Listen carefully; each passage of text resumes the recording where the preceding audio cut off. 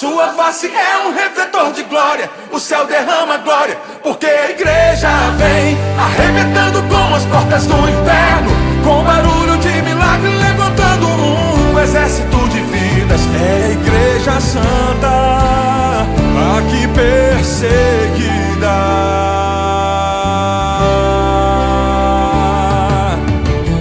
Tentaram acabar com a base da igreja. Sem ela a terra não povoaria o céu. Ela não teria força pra adorar, não haveria missionário em todo lugar. Mas o plano não deu certo.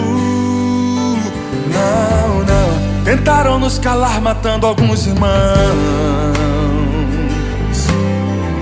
mas nada adiantou, surgiram mais cristãos, louvando como Paulo e Silas na prisão, movendo o grande céu, estremecendo o chão, assumindo a missão. O plano do Senhor é o que prevaleceu. Há quase 2000 anos a igreja só cresceu. Jesus é a cabeça e nos ensina a trabalhar. A base é muito forte, nada pode abalar. Por isso o inferno vive a chorar. A igreja não descansa, o tempo todo está lá, brilhando em toda parte. A igreja vem quebrando cativeiros pra salvar alguém. A igreja vem, a igreja vem com aquele que brilha mais que a luz do sol, dissipando as trevas, destruindo o mal. A sua face é um refletor de glória. O céu derrama glória, porque a igreja vem arrebentando com as portas do inferno, com barulho de milagre, levantando um exército de vidas. É a igreja santa, aqui perseguida.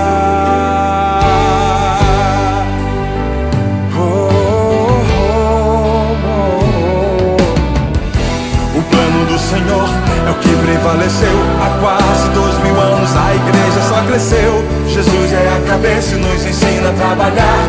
A base é muito forte, nada pode abalar. Por isso o inferno vive a chorar.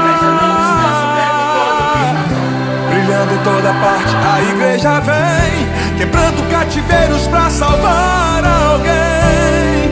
A igreja vem, a igreja vem com aquele que brilha mais que a luz do sol, dissipando as trevas, destruindo o mal. A sua face é um refletor de glória. O céu derrama glória, porque a igreja vem arrebentando com as portas do inferno, com barulho de milagre, levantando um exército de vidas. É a igreja santa, aqui perseguida. O noivo vem aí, a igreja está se preparando pra cantar no coral, junto com os anjos.